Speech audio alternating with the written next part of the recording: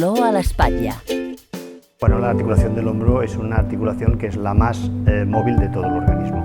En realidad, la movilidad y la estabilidad son antagonistas, por lo cual ya nos vamos a empezar a encontrar con pacientes, sobre todo en edades jóvenes, donde esta estabilidad está afectada, sobre todo en deportes de lanzamiento.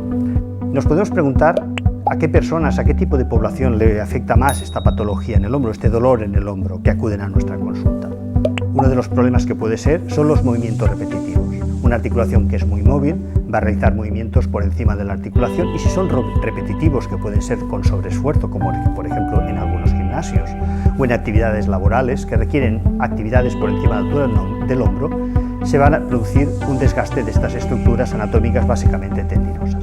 El siguiente problema que nos vamos a plantear es cómo diagnosticamos lo que nuestros pacientes acuden a la consulta. ¿Qué medios diagnósticos tenemos hoy a nuestro nivel? Tenemos desde la radiología simple a la ecografía, pero desde luego la prueba más certera, con más fiabilidad, sería la resonancia. ¿Cómo puede afectar estas lesiones en el hombro en la vida diaria, en las actividades de la vida diaria? El hombro siempre manifiesta dos condiciones: la fatiga y el dolor e impotencia funcional. La fatiga en los deportistas jóvenes. Lógicamente, un hombro inestable es un hombro que no tiene un rendimiento absoluto en deportes, sobre todo de lanzamiento o de precisión.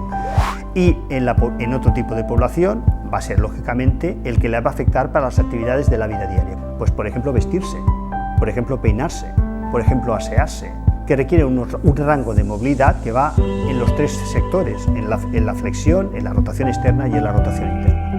Muchos de nuestros pacientes nos preguntan cómo pueden prevenir sus lesiones. Cuando hablamos de la población ya mayor, lógicamente lo que nosotros tratamos y indicamos a estos pacientes es un tratamiento postural y ergonómico. Es decir, el trabajar por encima de la altura de los hombros va a conllevar de alguna manera que el marco de la puerta, que es la clavícula y el acromio de la parte superior, roce con la parte de los tendones inferior. Y este desgaste, al chocar un hueso contra un tendón, va a producir hasta llegar un momento una ruptura de este tendón. Básicamente lo que intentamos es evitar que esta paciente o estos pacientes duerman de ese lado, que realicen actividades por encima del hombro y siempre con medidas como por ejemplo la crioterapia, el hielo, que es un antiinflamatorio que llega perfectamente a esta articulación y que es un tratamiento, digamos, aconsejable, al menos de aplicación y de fácil aplicación y tratamiento para nuestros pacientes.